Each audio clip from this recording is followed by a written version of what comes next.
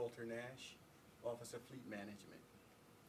Tracy Bryant, Customer Service Officer for the Office of Human Resources. Ilea Gee, Customer Service Officer for the Procurement Department. Carolyn Brown, Customer Service Officer for the Office of Innovation and Technology. Rosetta Carrington Liu, Chief Customer Service Officer for the Office of the Managing Director. Kimberly Adams, Customer Service Officer for Philly 311. Greg Buber, Customer Service Officer of the Records Department. Hello, my name is Monique Brinson. I'm the Customer Service Officer for the Department of Public Property. I'm Albert Tatilia, Director of Human Resources. Dave Wilson, First Deputy Managing Director. Mary Stitt, Chief of Staff to the Managing Director. Rich Negrin, Managing Director and Deputy Mayor. Great. So to begin the program, I'm going to turn it over to Rich Negrin, who's going to introduce the customer service initiatives. Sure, thank you, Jackie. Roughly a little over a year now, right? Mayor Nutter and I have been spending a lot of time talking about customer service and making that a huge priority here in Philadelphia. One of the things that we discussed, which Rosetta is the first ever in the history of Philadelphia, is the existence of a Chief Customer Service Officer. So Rosetta represents having really led 311 for almost 5 years at that time, was really kind of leading the charge on customer service across the city. So it was a natural choice for us to give her the responsibility around taking customer service to a different level here in Philadelphia. Rosetta's done a great deal of training, strategic planning, bringing this group together. I've spent a lot of time with this group over the last year, really the last 8 months, getting to where we are today. But again, today is just the beginning of an effort. We've been piloting this effort. We're going to hear a lot of details about that over the next hour or so. But I want to stress a couple things. Many of our commissioners are here from all our departments, the administrative departments here. And I want to say thank you to all of you for appointing a good group of people to really lead this initiative. A lot of this can't be done without senior leadership and kind of that buy-in at the top. And that's what you see represented here amongst our commissioners and with the quality of the folks that they have appointed to lead this effort, which is all of you. I've spent a great deal of time with you, and I'm incredibly proud of all the work this group has done. So the first thing I want to do is say thank you to our commissioners and thank you to all of you for what you've done. Not the least of which is Rosetta Carrington Liu, who's really kind of taken this effort, really made it a passion for her. She has a background in customer service, was a natural fit for this. Rosetta, thank you for everything you've done, and I look forward to your presentation. Thank you. Well, I'm excited to be here, and yes, it probably was about a year ago when we started talking about how can we align and have activities, really how can we have activities that aligns with the mayor's goal number 5, which is Philadelphia government working more efficiently and effectively with integrity and responsiveness towards our customers. And part of this was also in support of the PhillyStat operational model, where customer service is one of those areas that are on the forefront of how we do business. And thinking of combining those two, we really said we just didn't want to come up with another program where it's just words. We wanted to have some essence behind it and some resources behind it. What ways could we do that when it came to our operations and the cluster under the MDO? And we sat down and really talked about and vetted this for a little bit and came up with a customer service officers program, where that program is not relying on one person, but it's relying on us as a group working with the department heads to make us better as a whole organization when it comes to the experience that customers have when they contact our organization.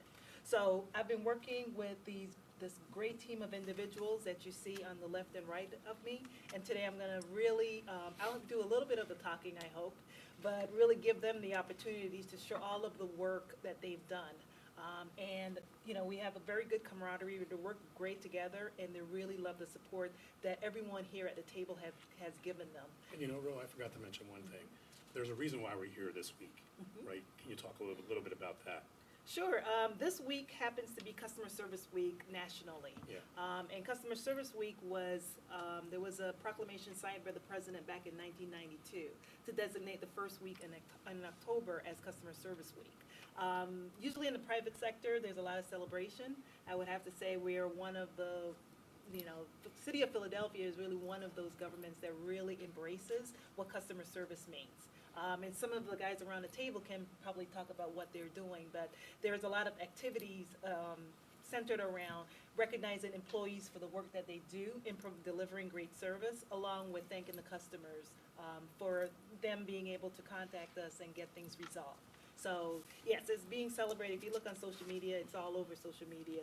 Happy Customer Service Week, everyone.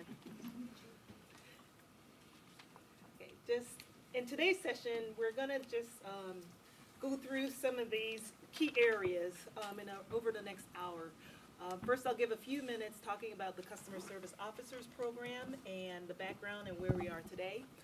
Then really, I'm gonna turn to my group of senior leaders, as I call them within the organization, that are champions for this initiative and making sure things happen. We'll talk about their mission and vision. We'll also talk about their feedback process, along with areas they're focusing on for their customers based on that feedback, and metrics to ensure that they're moving along those targets in getting those goals that they have in place with the organization. Then lastly, we'll talk about next steps and a rollout plan as well, because this is not a one and done. This is a continuous process of improvement. Any questions? Like Rich mentioned previously, this was not we're just going to pick someone and begin to train them, and now you're responsible for customer service and the delivery of excellence in that arena. This was really working with the department heads by giving them a list of building a successful profile as to what a customer service officer entails, and them having the opportunity to appoint someone within their operation that would spearhead this initiative and work with them and work with other resources towards achieving that goal. Based on the criteria, you see these 6-7 individuals that's been appointed to this position, and over time, what we've seen is they really have demonstrated what their departments were looking for. One thing I can say is the attitude, the positive attitude that they have, you can't ask for anything else.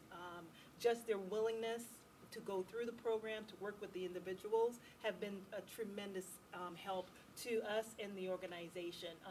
They're really willing to learn. They're passionate about what they do. I know I'm passionate about what I do, and it resonates within the group. I mean, I really have a good group of folks that are working with us and departments to get better. They're also very driven, and they're taking responsibility, again, for being the advocate as the point person for their department when it comes to customer relations and improving their departments in those areas. Here we're looking at giving the department heads and everyone understood what these activities would entail for the key staff members who were designated as customer service officers. It's not something that is easy. They have to put a lot of work in initially in getting this customer service plan together, getting information from their customers. So I wanted to make sure that everybody understood how many hours a week they will be working on these projects, and the department heads were willing to provide them the opportunity to really learn and get their plans together and get feedback. So there's a dedicated time period for them to work. They have their other jobs, and it's not a position, it's a role within the organization. Again, the attitude, the adaptability, the patience, these guys display well for us to be here to talk to you today about this. On the framework, just a high-level framework, again, this is not a one-person army. I mean, it takes a lot of us to really begin to drive change within the organization, to really drive a culture of customer service excellence. And it starts with me as the appointed chief customer service officer, but it really is not a one-man show. I mean, I couldn't do it by myself. We need these officers who, again, it's not a position, it's a role for them. They have the attitude, they have the stamina to see things through. It also takes their department heads and the support that they receive from their operations, including the PhillyStat team that provides them resources when it comes to understanding where the benchmarks are in their operations externally, and working with them on ideas as to ways they can improve and measure those activities. So it's not just a one-man show.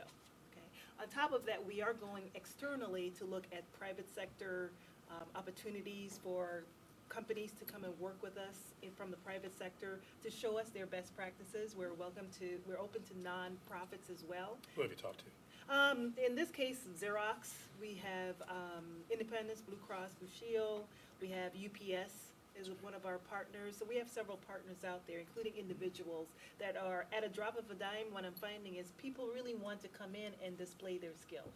And they're doing this pro bono, but the value that they're leaving, it's amazing, because we need to keep up on what's going on outside in the real world, because that's what our customers are seeing. They're seeing what's happening, the type of engagement they have when they call other organizations. So they're comparing that to when they call us. So we just want to make sure that we're not missing anyone in this loop of continuous improvement. Rosetta, before you move from this slide, one of the important things that I think the customer service officers do inside of the departments is develop a personalized department-specific customer service plan. What are some of the components of that, and why is that so important? Okay, yes, and that's a great question. One of the deliverables that came out of this for the customer service officers, and I think they're still in shock that we held them accountable to this, was development of a customer service plan. That plan included 5 key areas. So they needed to, in their plan, it's a written document that talks, that an employee or anyone should be able to pick up, that talks about and focuses on customer service improvements. So that would include the customer service vision and mission for that department, training, how we're going to get employees to be better at what they do, performance metrics, what are we measuring that's critical for the customer. The voice of the customer program, meaning it's not one-dimensional, it's not one way. So we need to continuously get feedback from our customers as to things we're doing well, things we're doing not well, and continue to improve those functions and those roles and also those processes within the organization. How are you doing that? Is it a survey tool? Or? Yeah, and they'll walk through exactly what they did in order to get that feedback. Great. And the last thing is really dealing with communication and setting standards. So the roll-up plan is critical. I mean, we could have this great book, but if we're not doing anything with it, it's just gathering dust on the shelves. So people need to know, the employees need to understand their customers within the department and how we can best, equip them with the tools that they need to improve their service. So those are the 5 areas, components of the plan. Last thing I'm going to talk about is the timeline. Again, thanks to the departments, they really, gave us the opportunity to sit down without any barriers or any limitations, to have multiple training sessions, multiple meetings, engagement sessions. This was not, we meet once a month. This was when we needed to meet, we would meet, but we also had structure as well. So what you're seeing here on this timeline is we kicked off this project officially back in March of this year. And there have been several training sessions, because my job is to ensure that they have the training and the tools that they need. Their job is to make sure that they can be able to understand and take that information back to the departments and begin to work on ways they can improve their processes. So over time, you're seeing milestones where they've done customer service focus groups with their stakeholders. They've also done surveys, performance metrics, working with the PhillyStat team and myself, but really heavily relying on those analysts to be a support mechanism to their operations. And that all accumulated with a customer service plan that was due back in September 2013. Along with their metrics. The majority of the group have their customer service plans completed. Some of them are still fine-tuning areas of the plan, but they have the essence of the plan, and really honing in on those 5 key areas. Have employees been trained in each department on all the kind of outward-facing employees who touch the public? Have they all been trained? Yeah. Well, I'll talk to, anyone want to answer that question? Training within your operations. I know some of you are using the Customer Service Leadership Academy. Yeah. Yeah, we used the Customer Service Leadership Academy, and then there was a time where we were using online customer service training as well. Great. How many folks in your area have been trained, do you know? I think about roughly under 30 have completed the online training and the Leadership Academy training. And Rosetta, last time I heard the number, it was pretty significant. Do you know the total number of folks within the Managing Director's Office cluster that have received customer service training? Yeah, so far for the Customer Service Leadership Academy registration, there's over 1,200 that has gone through that training. That's great. So we're now going to enter into the discussion with the customer service officers to maybe hone in a little bit more on some of the questions that you asked, to get their perspective as to what's happening in their departments and, exchange ideas and engage a little bit more. So, And just so you know, for you guys, you can make that 1,201 because Rosetta made me go through it earlier this week. yes, So, you got the fast track. Yeah. I got the fast track executive. Yeah, that's pretty I much, get it. she knows everything. What I'm do you want me to ready. fill? I'm ready. No, he had some very good questions. So it is just from a high level standpoint, the mission of what we're trying to do and how we're going to get there is what we went over. And some customer service tips. So here, we're going to start talking, and we've introduced these guys, but now we're going to actually get an opportunity to hear me be quiet for a couple minutes or so and get them to talk about what they're doing and how this plan aligns with the mayor's goal of, continuous improvement, basically within their operation and being customer service centered. The first thing we want to talk about, and I'll start off with Tracy, is the mission and vision, because Rich, you talked about how was this done and how did they come up with, what their mission and vision was for their operation. And Tracy really worked with her senior team leaders and departments to build a good model as to what their customer service vision and mission was. And the mission and vision for customer service doesn't necessarily have to be the same vision and mission for the department. So they had those discussions with their department heads. So I'll have Tracy talk a little bit about her mission and vision for human resources. Okay, so our mission and vision basically stems from some of the focus groups that we've conducted. And so our customer service vision is the Office of Human Resources is committed to exceeding customer expectations by providing clear communication, quality products, and timely, flexible services. The mission, which is how we plan on getting that done, is the Office of Human Resources will enhance its products and services by utilizing technology, sharing information with clients, and collecting customer feedback. Emphasis will be placed on proactive communication and providing flexible services while ensuring merit principles and regulations are met. Great. Walter? Yes. Fleet Management's customer service vision is to deliver top quality service to our customers on time, every time. We provide a service. We're in a service industry where we repair and fix vehicles. It's imperative for city employees like yourself to have a vehicle to do your job. So that's why we came up with this vision. We want to give you your vehicle back on time, every time, so it doesn't prevent you from doing your job. Our mission is serving city departments and agencies by providing effective and efficient services to all city vehicles and equipment while ensuring that they are dependable and safe to operate.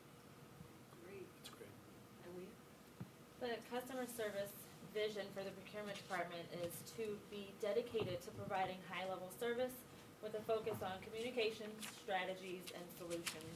And our mission is to facilitate and communicate effective procurement strategies and practices to city agencies, as well as the vendor community, in an effort to improve interagency coordination, foster transparency, and increase process efficiency. The Office of Innovation and Technology, we want to be the premier brokers of innovative technology services and to be recognized for our integrity, our talented stewards, and our customer service. Our mission is to manage the city's technology assets effectively and efficiently, to help our clients advance opportunities to modernize the city government, and to improve services to all Philadelphians. I'm a little nervous. Don't be. You guys are well on your way to accomplishing that. Thank you. Well, the mission of Philly 301 as the city's customer service contact center is to continue to serve the citizens of Philadelphia by providing courteous, fast, and accurate customer service, and so that service results in transparent access to government information and government services. So our vision, in order for us to carry that out, is to deliver services efficient and effectively, to deliver high-quality customer service, and to make that service accessible and convenient to all customers the way they would like to reach us, how they would like to reach out to us, both internal and external customers. Great, thank you.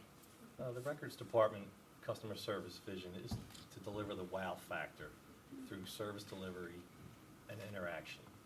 We will embrace and drive change. We'll be open-minded. We pursue growth and learning, and we build relationship with positive communications. Our mission for the Records Department is to provide professional services in a pleasant, effective, and responsible manner to the diverse citizens of our community. It also includes working in partnership with the internal customers to support the core values of the City of Philadelphia. That's great, thank you. The vision for the Department of Public Property is to ensure all DPP controlled facilities are operated in a safe and habitable way in support of our customers and government and the public. The mission for the Department of Public Property is to ensure the responsive and effective city government operations through the acquisition, disposition, lease, design, construction, renovation, and maintenance of city properties that keep in mind the needs of our customers. That's great, thank you. Yeah, what you're hearing now is a succinct mission and vision statements, but we had a lot of debates when we were talking about creating missions and vision statements. Probably Ilea. Everybody looked at Ilea because she came in with an awesome mission and vision statement. Setting the bar high. She's at the bar high.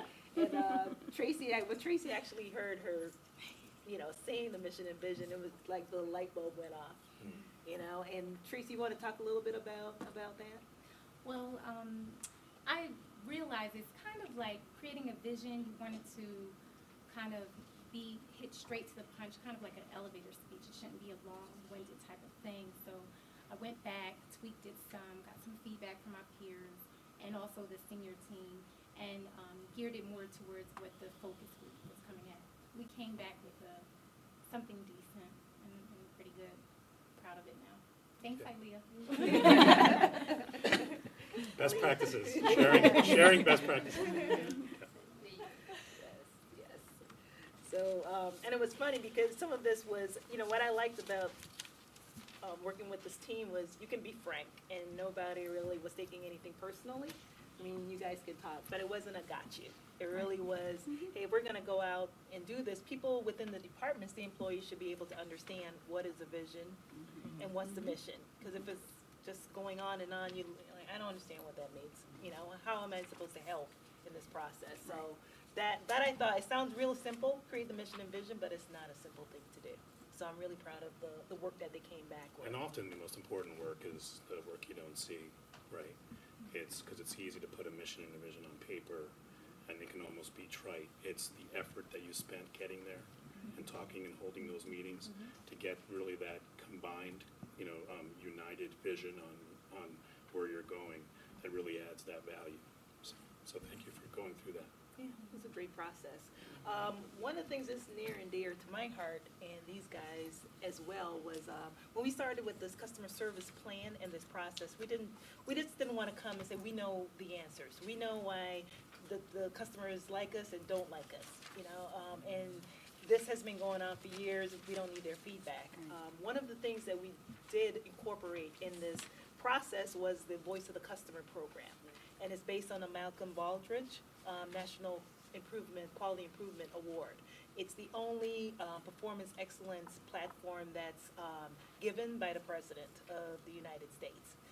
The Malcolm Baldrige Award really looks at organization who has best practices and who continuously learn about ways to improve their operations. It's not an easy award to receive. So what we wanted to do was we took, using that platform that's pretty standard across the industry, is to look at the Voice of the Customer program. What that did was really created the need as to what metrics we needed to look at, created the need to understand when we go back to departments why we're saying we need to focus on these things versus something else. Because now they are armed with information. It's because our customers are saying we do these things well here and continue to do that, but here are some of the things that I didn't realize we weren't doing it that way. Yeah. So that was the process that we're using as a voice of the customer, and that's continuously getting that feedback through surveys, user groups, and that's what we're gonna talk about a lot more in PhillyStat sessions with these operational metrics, is great. that from the customer's perspective. So I'm gonna again go back, I'm gonna start instead with Ilea to talk about this process and what were the strengths and weaknesses that you guys saw from your customers, who you targeted, who did you decide your customers were, meaning who those frequent flyers of your services were, and what information did you receive back from them? Were you surprised by some of the findings? Well, we enlisted the aid of an outside consultant, Civic Initiatives, to really examine the entire procurement process, and we did have them focus on some customer service-driven, commentary. And they conducted focus groups with our internal departments because they're our most important customers. We also deal with the outside vendor community, but we wanted to focus on our internal communication, and we got feedback on our contract administration function, our current organizational structure, our policies and procedures, roles and responsibilities of our staff, and our current technology supporting the contract administration process.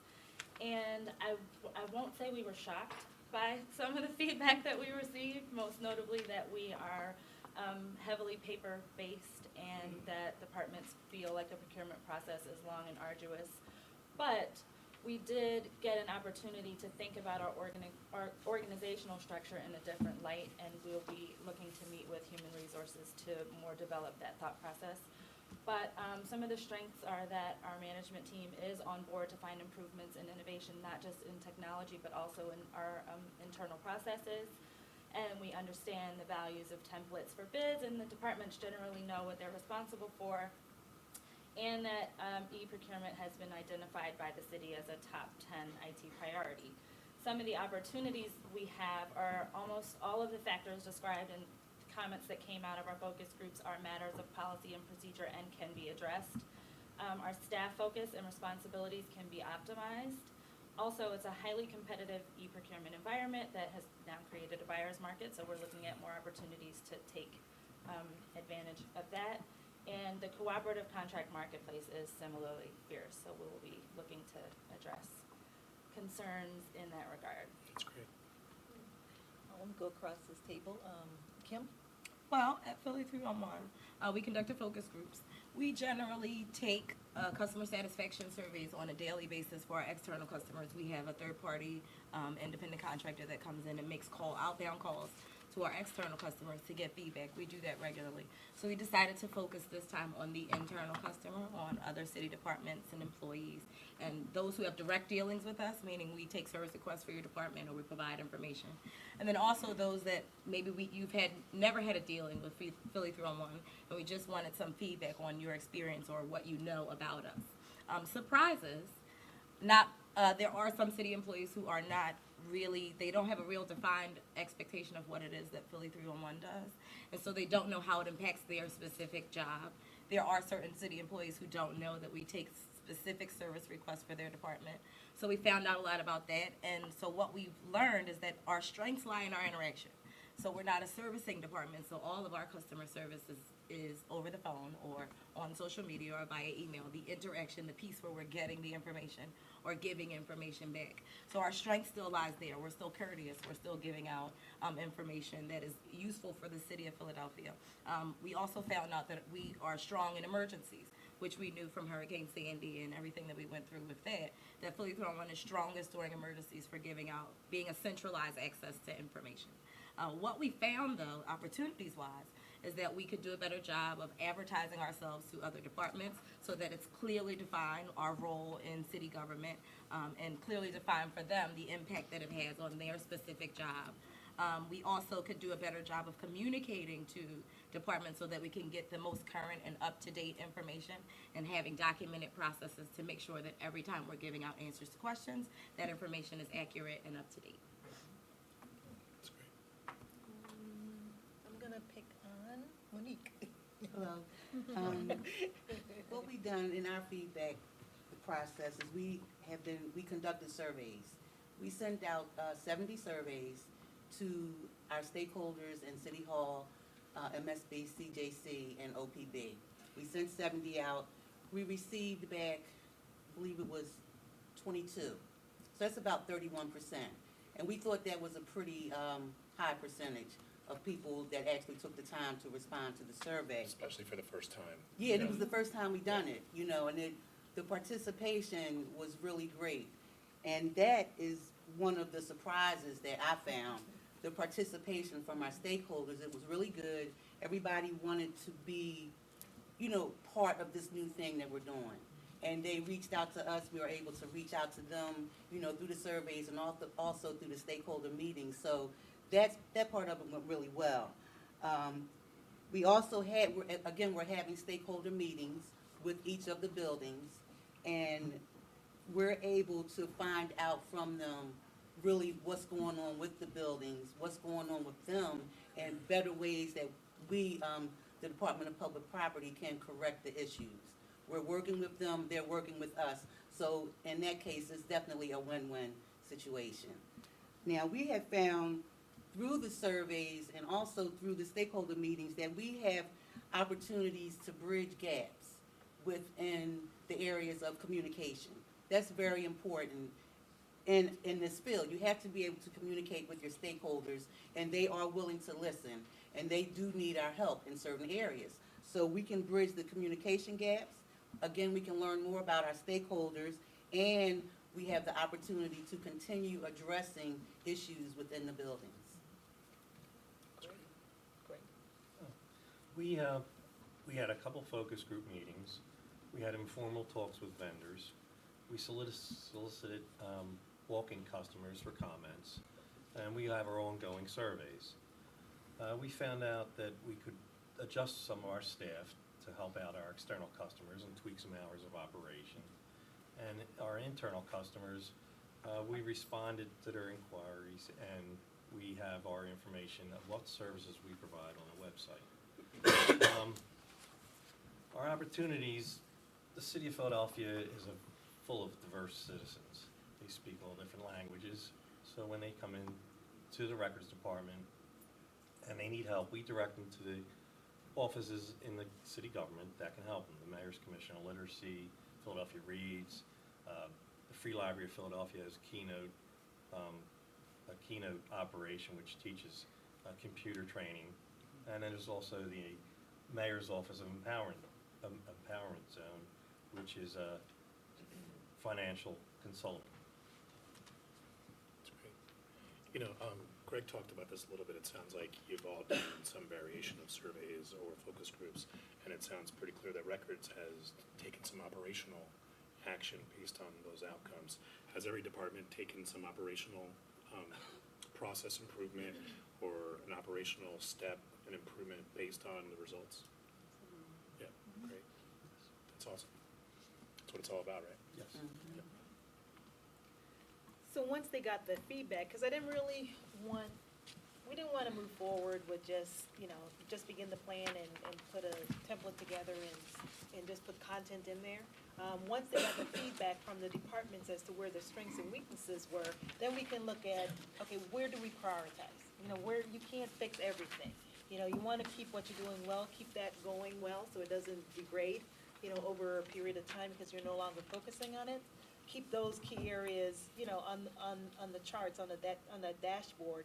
But where else could we focus on to improve the operations? So once we had that, then we could then decide, working with the department heads, where they're going to concentrate on over the next year.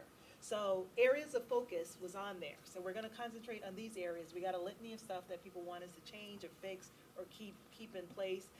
But we're going to concentrate on these specific priorities. With those priorities, then, we want to align or create metrics that aligns directly back to making sure that, you know, we're meeting those needs, and then we're not falling off. Because just having priorities and having no measurements, no goals, is not really effective for us. So I'm going to have, in this case, I'm going to start with Tracy and then Walter to talk a little bit about what areas they're going to be focusing on based on the feedback from their customers and what metrics possibly they're looking at to ensure success? Okay. Well, there are 3 areas that we want to focus on this year one, and we've already started. And this is human resources? Yes, the Office Yeah. of Human Resources. And we've already started in these 3 areas. The first one we have is testing.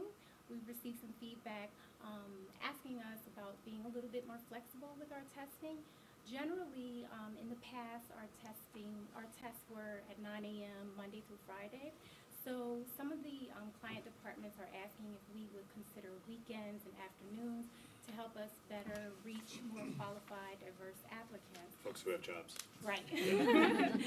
So we're actually implementing that now. We're beginning that with some of the open competitive and skilled trades. And the customer service metrics for that would be, we're going to do a cost-benefit analysis of the administration of weekend and afternoon exams, measuring the effectiveness and satisfaction of that against the associated costs as well. The second area is communication, and this deals with SharePoint that the director recently launched. And this is the resource where it's building community and communication among the HR community. So the goal for that is for it to, within a year, to become a primary resource of communication, sharing policies and discussions and things of that nature. That sounds like one of the things that keeps coming up, right? We talk about that, not just in PhillyStat Ops, but whether it's social media or online, our ability to communicate well across kind of industries and those kind of stakeholder groups really just needs to improve, right? We can use some technology to do some of that. Right. We've had some of those conversations, but it's a constant theme that I think I keep hearing, right? 311 said the same thing, right? Right, so we've already launched that, and the customer service metric for that is to conduct site or user surveys on the actual usage and effectiveness of it. And the other area is social media networking. The customers suggested that we market and recruit some of our jobs using Facebook and Twitter and things of that nature. So we launched that. And also there was a suggestion about exploring alternative testing options like online testing. So the customer metrics for the social media is to measure the number of candidates who learned about the jobs through Facebook and things like that. That's great. Tracy was pretty excited when she actually got the Facebook and the Twitter account. So we all congratulated her. Well, we were giving tips on this is how you get the buy-in. So everybody out there who's talking to us on Facebook and Twitter knows you're the face of human resources. Well, I don't know. We have there's They a now do. if they did. That's great. She's like, not just me, there's a couple of us. Yeah. I don't want to take the credit. It was actually an analyst in my group that came up with the idea. Oh, I thought he was back there. He came up with the idea. So, and the director was very supportive of it, and we just recently launched it. It's taken off pretty good. That's great. Mm-hmm. I can't imagine Al on Twitter. That's I don't tweet. I know.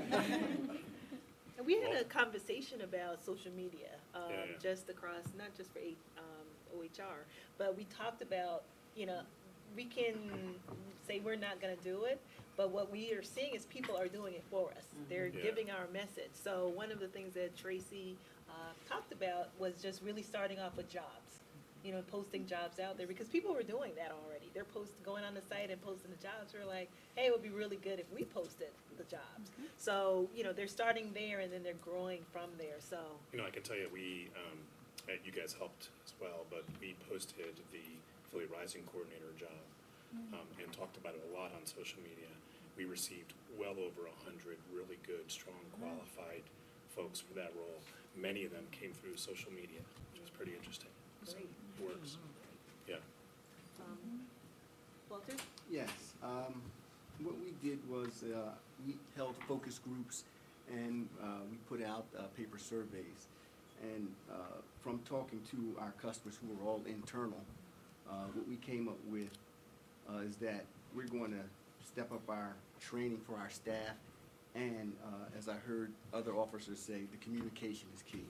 So as far as the training goes, we're going to have all our managers and supervisors enrolled in a customer service academy, some of which I believe 1/3 of our staff have already been enrolled in that.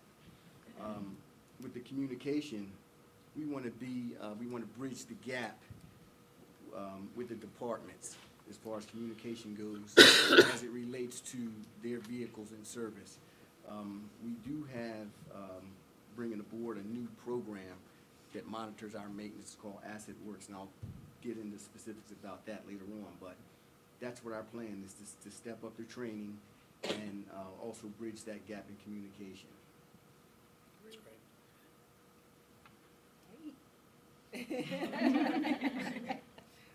OIT, during our year one, we want to focus on our training. Our customers are telling us that they would like to be more knowledgeable in Word, Excel, Office, and we also know that we can give more effective, I'm so sorry, we can be more effective in our jobs if our technicians know more. So we want to get a little more training for everyone. We want to improve our service management tool. Right now it's iSupport. We want to add a knowledge-based module so that that'll provide the That's a great idea. customers with a self-help. They can just go look up their error, find an answer. So we want to do that. And last, we want to improve our communication with our business partners. We need to talk to procurement and finance and find out when we can refresh our customers' PCs, how long certain processes are going to take, and we have the answers when they call us. That's great. Carolyn, you guys do a really good job with a lot of what goes around the help desk. Yes, that was one of our surprises. Yeah. Can We you talk didn't a little bit realize that about our customers noticed, at one point in time, the service desk, the help desk, was known as a ticket referral agency. Yeah. You called them, you That's waited for changed. them to call someone else, and then someone finally came.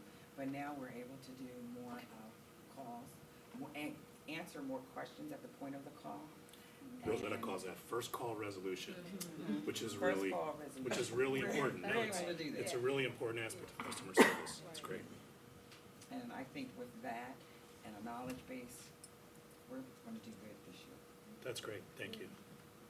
Some of the things that you're hearing is also going to be continuously monitored monthly, but obviously as these guys have their PhillyStat operational sessions, these priorities will be discussed and Yeah. figuring out where they are in that process. And, Dave, maybe it makes sense for you to talk a little bit about, because it's not really on the slide, but Rosetta's exactly right. A lot of what we're doing here really dovetails nicely with what you're doing in PhillyStat Ops, and how I think working together, Dave and I and Rosetta and others, we've and Jackie and certainly the PhillyStat team, we've elevated customer service to an operational priority, Right.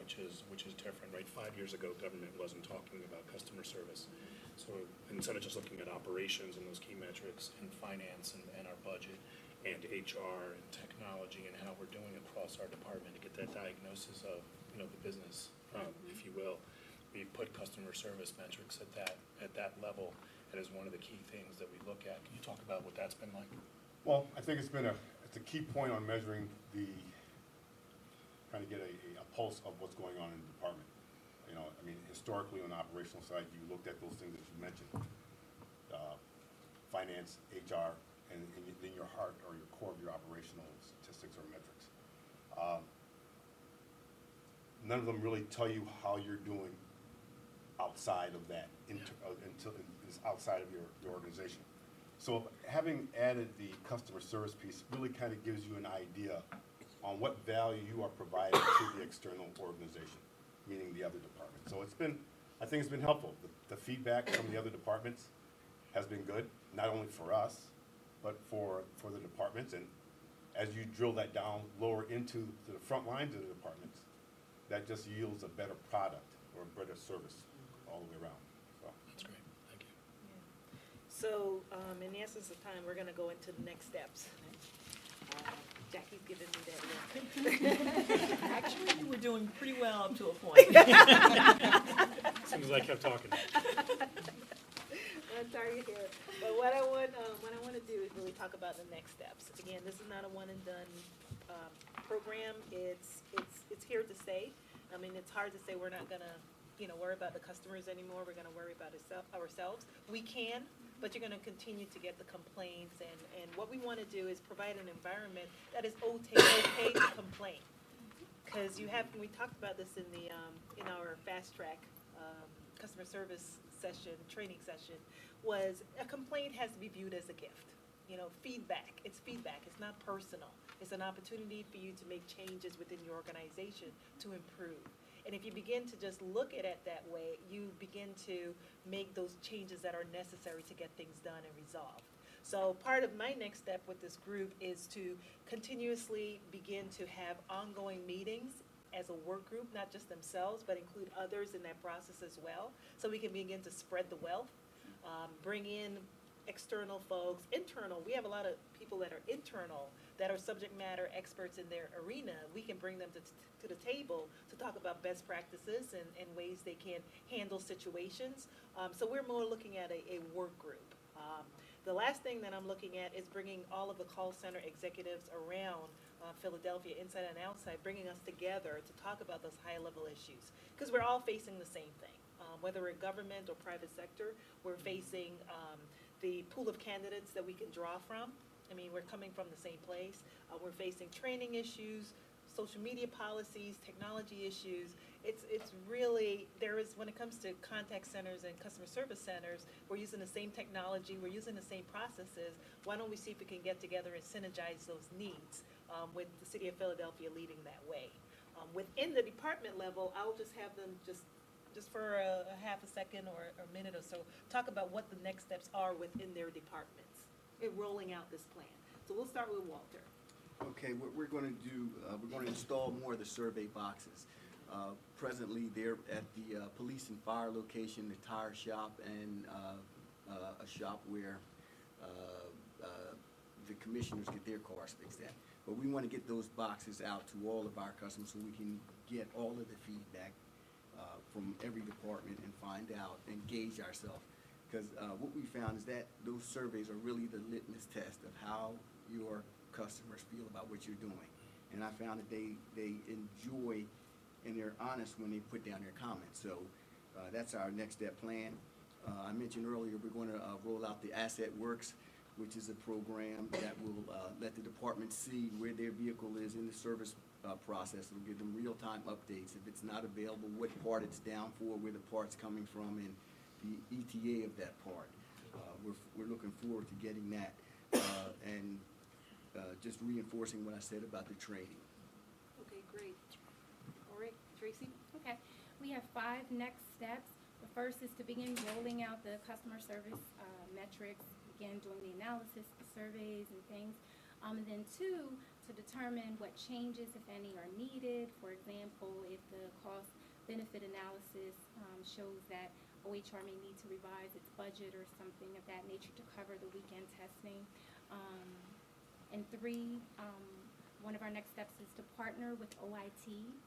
There was a suggestion about upgrading the OHR website and also partnering with them to explore online testing options.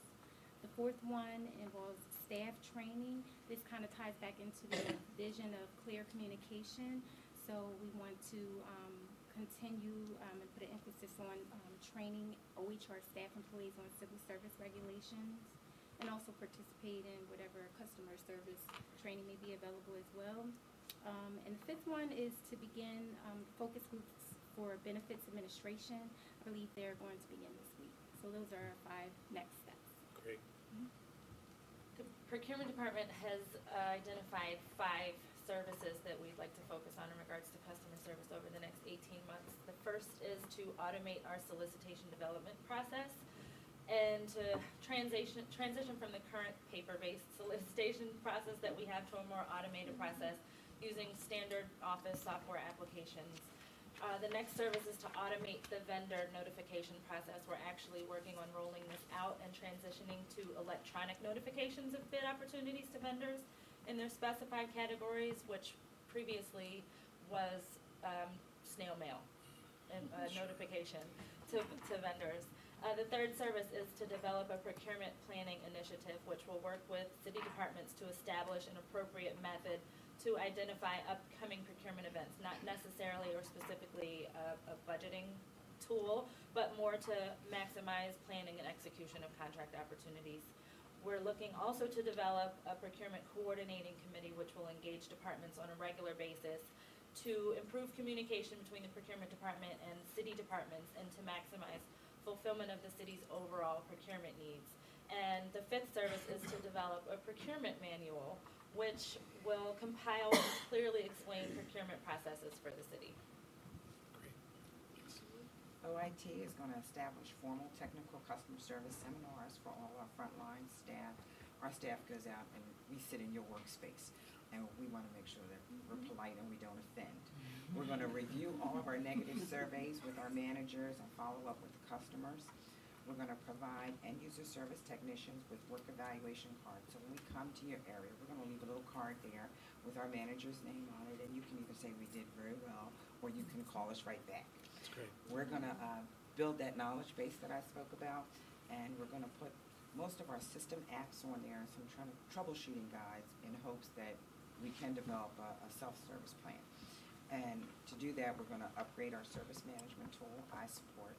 We're also going to maintain an open dialogue with our business partners, budget, procurement, to keep them informed of our customers' needs for equipment and software and upgrades, and hopefully establish some kind of fund so we can do constant turnarounds, keep our customers happy. Great. Our Philly 301 TV show has a tagline of engage, educate, empower, which is fitting for what we plan on doing for next. So we plan to engage our customers, internal and external, and educate them on what it is exactly that we do so we can define our responsibilities. We have tons of videos that we post on YouTube and we use via social media that explain what Philly 301 is, how you can access Philly 301, how you can use the mobile app, what the mobile app is, and what you can report via the mobile app. So we're going to use those videos to advertise for us, to sort of be like this grassroots campaign to teach people, including our internal customers, exactly what it is that we do.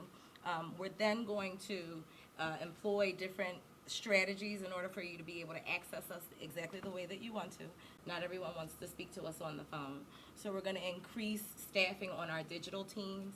Without resources to be able to do that from HR, we have our employee development program, and we're using the employee development program now to be able to cross-train and put agents in different responsibilities, different roles. But we've also been partnering with HR to now canvas for better candidates with digital skills, with bilingual skills that make us more accessible to our customer. We are implementing our new CRM finally, so we will have a dedicated knowledge base that will absolutely help us with providing accurate information, providing current and up-to-date information, and it will help the other departments to be able to feed better into our process on getting us that information timely and making sure that it is always current and up-to-date.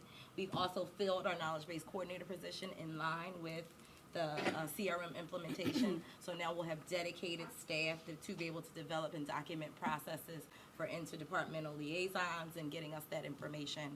And then in line with our strategic plan, we have developed and will be documenting an internal communications plan for not just department liaison information, but for emergency situations and things like that, so that we can remain that go-to resource for city accessibility during emergencies.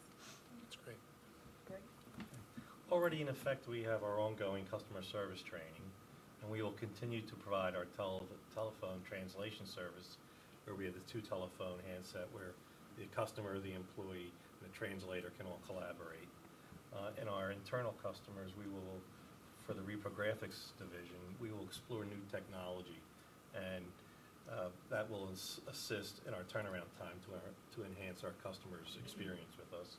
And we will also continue to track our surveys and continue our focus groups to adjust our operations accordingly. That's great. That's great. The Department of Public Property is going to basically focus on training, not just training for the people that work in the offices, the general customer service training, but we're working with 311 right now to develop a training for the security officers. As we all know, people in security, they come across a lot of different people, a lot of different situations. So we in DPP feel it is very important that they receive the proper training as well.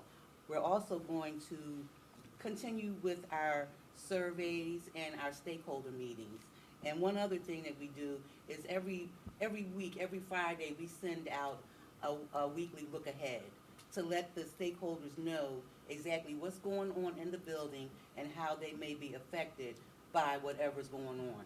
They love it. They like knowing what's going on. They appreciate the fact that we're, again, bridging those gaps of communication so that they know they can call us. Well, what's going on with this? Why is this happening? And we have an answer for it. So I think focusing on communication in the next step is probably the main one, focusing on communication. And what we're doing to sustain this, outside of just this meeting, is during the quarterly PhillyStat sessions, we'll also get an update as to where they are with these Yeah. processes. So, the litany of, it might sound good here, but we've been, they've been told that they have to be realistic in achieving these goals, because they are going to be monitored and see if we're making any steps. And we're just getting started. And we're just getting started. So we just want to keep that on the radar. All these, the hard work that they put into, they're going to be talking to it individually at these PhillyStat sessions as well. Thank you very much, Rosetta, and thank you all. You did a fabulous job this afternoon, and it sounds like you guys are doing some really great things. And just for the benefit of the folks who are watching, we will be posting a more detailed presentation online that describes all of the initiatives that you have going, even if we didn't get a chance to talk about it this afternoon. So congratulations. You guys are just getting started. I just want to conclude real quickly before we all clap for you. The mayor says this all the time, and you guys really, you were chosen for these roles because you embody what we're talking about. We are all in the customer service business. You guys have all heard me say that, whether you're the mayor of Philadelphia. We all know our mayor is in the customer service business, right? He answers calls, letters himself directly all the time. I try to emulate that for my departments. I know Rosetta does, I know Dave does. We all kind of take, that's why I went through the training, right? So I want to thank you for embodying customer service for Philadelphia. I want to buck you up to tell you that whatever support you need from my office, from our senior leadership, from our mayor's office, to continue to push the gospel of customer service through our departments. Customer service is public service, right? That's exactly what it is, and we're all in that business. So thank you so much for that. Thank you.